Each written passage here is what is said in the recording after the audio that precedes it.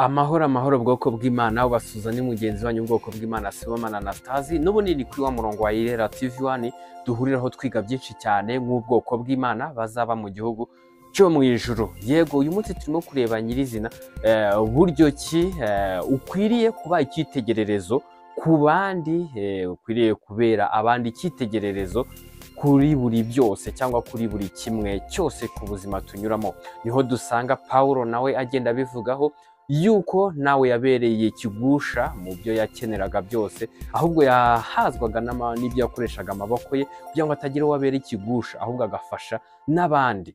Rero tubera abandi icyitegererezo kuri byose, atari kuri bimwe ahubwo ari kuri byose. Rero ikiganiro ku buryo burambuye n'ubundi twagisanga ku murongo wa Irera TV1 tunyuze kuri YouTube kugira ngo twige byinshi kandi dufashanye. Turabashimiye cyane, murakoze.